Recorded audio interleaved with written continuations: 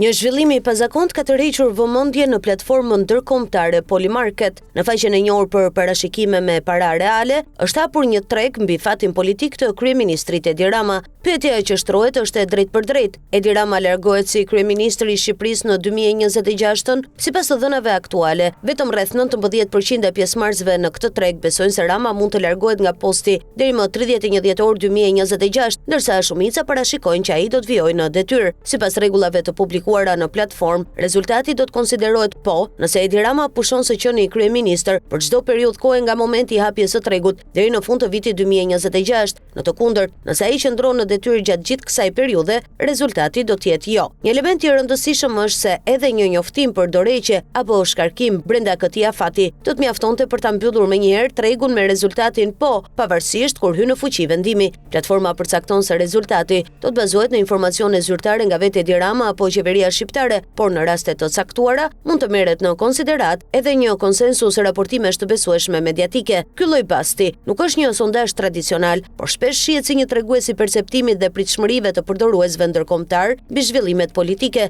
Megjithatë, vlerat e tregut reflektojnë më shumë bindjen e pjesëmarrësve sesa një analizë të mirëfillt politike dhe nuk përbëjnë një parashikim zyrtar për të ardhmen politike në Shqipëri. Hapja e një tregu të tillë për Shqipërinë tregon gjithashtu se zhvillimet politike në vend po ndiqen edhe nga platforma globale, duke futur debatin vendas në një kontekst më të gjerë ndërkombëtar. Polymarket është një platformë online e njohur si prediction market, ku përdoruesit vendosin para reale për të parashikuar rezultatin e ngjarjeve të ndryshme, nga politika dhe ekonomia deri tek sporti apo zhvillimet globale. Ndryshe nga bazat tradicionale sportive, Polymarket funksionon mbi parimin e tregut. Përdoruesit blejnë ose shesin aksione që përfaqësojnë një rezultat të mundshëm, si për shembull po ose jo për një ngjarje të caktuar. Çdo treg në Polymarket ka një pyetje konkrete, si për shembull, nëse një politikan do të qëndrojë në detyrë apo jo brenda një afati të caktuar. Përdoruesit mund të blejnë po ose jo, dhe çmimi i këtyre opsioneve ndryshon në kohë reale në varësi të kërkesës dhe ofertës. Për shembull, nëse po tregtohet me 20 cent, kjo interpretohet si një probabilitet rreth 20% që ngjarja të ndodhë, sipas perceptimit të tregut. Në fund të afatit të caktuar, tregu mbyllet dhe rezultati përcaktohet bazuar në burime zyrtare ose raportime të besueshme. Nëse rezultati përputhet me parashikimin e përdoruesit, çdo aksion i bler shlyhet me vlerën $1. Në të kundërt, humbet vlerën.